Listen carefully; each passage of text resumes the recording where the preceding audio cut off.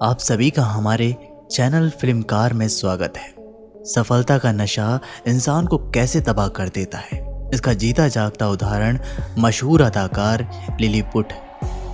80 के दशक के इस महान अभिनेता को घमंड ले डूबा।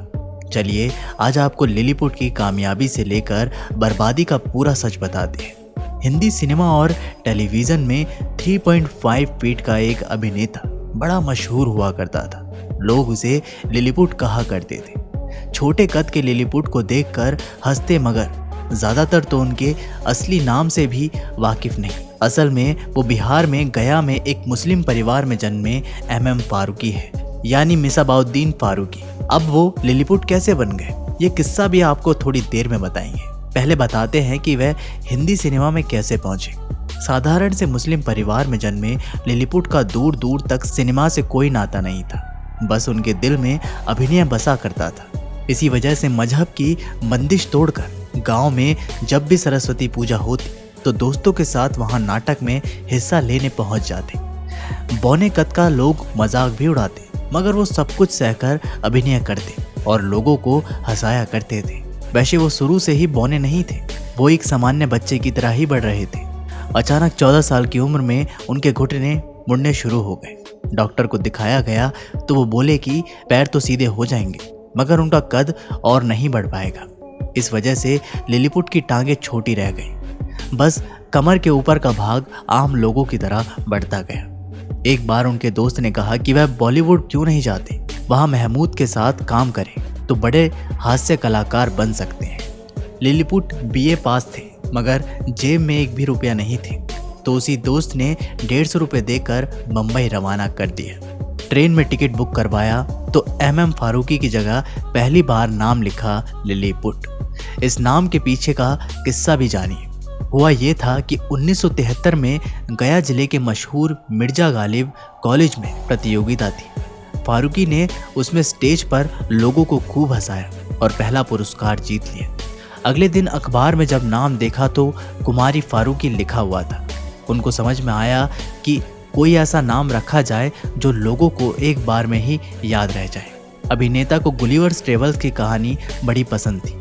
इसी किताब से प्रभावित होकर उन्होंने अपना नाम रख लिया लिलीपुट। खैर 1975 को वो गया से मुंबई पहुंचे। काम तलाशते रहे लेकिन मिला नहीं। जेब में पैसे नहीं थे तो पोस्टर चिपकाने का काम करने लगे। वो काम चल गया तो मजदूरों के साथ गड्ढे खोदते तो कभी होल्डिंग लगाते, मगर संघर्ष रंग लाया और वो बड़े थिएटर में नाटक करने लगे। लिखने में भी माहिर थे तो फिल्मों और सीरियल्स की कहानी भी लिखने लगे। आत्मा राम जी ने उनको फिल्म शरारत लिखने के लिए अपने ऑफिस सोने की जगह भी दे दी थी। कुछ ही सालों में किस्मत ने और साथ दिया और उनको रामानंदा सागर ने बुला लिया। उन्होंने अपनी फिल्म चिंगारी में अभिनय का मौका दे दिया। सागर जी ने काम दिया तो 5-6 फिल्में और मिल गई। दूरदर्शन के टीवी शो इधर उधर की कहानी लिखने का भी मौका मिल गया। अब लिलीपुट की किस्मत चमक गई। एक साथ कई फिल्मों में एक्टिंग और टीवी शो में लेखन ने घमंड भी ला दिया। नसीब साथ दे रहा था कि अचानक मशहूर डायरेक्टर सुभाष घई के ऑफर ने तो उनका दिमाग 7वें आसमान पर पहुंचा दिया। वो अमिताभ के साथ फिल्में बनाने जा रहे थे, जिसकी कहानी थी कि एक बौना आदमी लंबे लोगों से नफरत करता था। घई ने उनको एक नाटक में एक्टिंग करते देखा था। लिलीपुट अभिनय इतना पसंद आ गया कि अभिनेता के साथ उस बौने मैन विलेन का किरदार ऑफर कर दिया। लिलीपुट को इस ऑफर ने होश उड़ा दिया। सुभाष ने उनको मोटा वेतन, गाड़ी, घर सब देने का वादा किया था, जिसके सपने वो देखने लगे। हाँ, सुभाष घई ने इनसे इतना जरूर कहा था कि बाकी फिल्में छोड़ दो।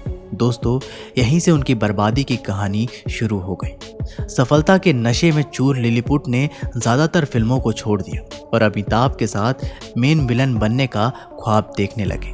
उनके दोस्तों ने ऐसा करने से मना भी किया, मगर वो नहीं माने। मगर किस्मत का खेल अभी बाकी था। 1982 की बात है। सुभाष ने लिलीपुट को महबूब स्टूडियो बुलाया और बोले कि अमित जी के साथ बनने वाली फिल्म बंद कर रहा हूँ। उनकी तबीयत खराब है। असल में कुली फिल्म की शूटिंग के दौरान अमिताभ को जानलेवा चोट लग गई थी। सुभाष उसी के बारे में बात कर रहे थे। फिल्म बंद होने की बात सुनते ही लिलीपुट का जैसे सपना ही चूर चूर हो गया। अमिताभ के साथ फिल्म बंद हो चुकी थी और दूसरी फिल्में वो छोड़ चुके थे। जहाँ से शुरू किया वहीं वापस पहुँच गए। और खैर 3 सालों के संघर्ष के बाद फिर किस्मत ने साथ दिया और कमल हसन की सागर फिल्म में जीना का किरदार मिल गया। फिल्म हिट हो गई, मगर उनको बहुत ज़्यादा फायदा तो नहीं मिला। बड़े पर्दे पर दाल ना गलती देख उन्होंने टीवी का रुख कर लिया। इधर उधर विक्रम और बेताल, देख भाई देख और जवान संभाल के जैसे शो से अच्छी पहचान मिली तो करियर फिर से हिट हो गया। 1998 में हॉरर शो से वो खूब शोहरत बटोरी। इसके बाद बॉलीवुड के ऑफर फिर से आने लग गए। हुकूमत वो फिर आएगी, आंटी नंबर 1, शरारत और बंटी और बबली जैसी फिल्मों में शानदार अभिनय किया, मगर फिर सफलता का नशा चढ़ने लगा, जो इस बार इनका करियर ही ले डूबा। असल में लिलीपुट अपने कद को लेकर बहुत हीन भावना से ग्रसित थी। जब थोड़े मशहूर हो गए तो ऐसी फिल्मों के ऑफर भी ठुकराने शुरू कर दिए जो इनके कद को लेकर बनाए गए थे।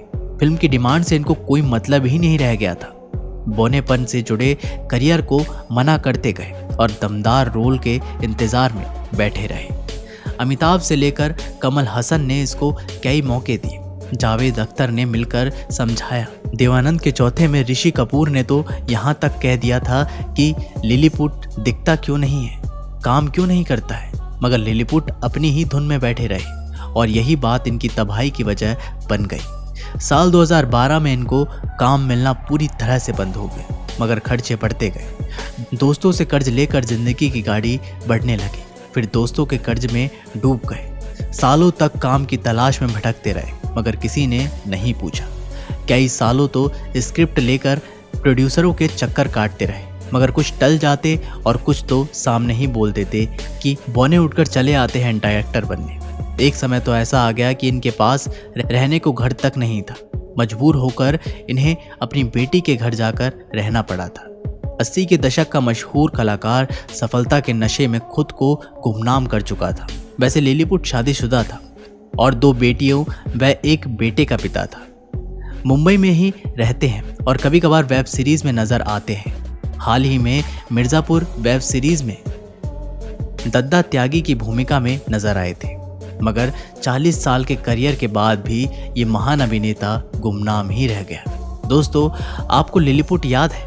उनकी कोई फिल्म या किरदार आपको पसंद आया हो तो हमें कमेंट में ज़रूर बताइएगा। मिलते हैं एक नई वीडियो के माध्यम से, तब तक के लिए अपना ख्याल रखिएगा। बहुत बहुत धन्यवाद।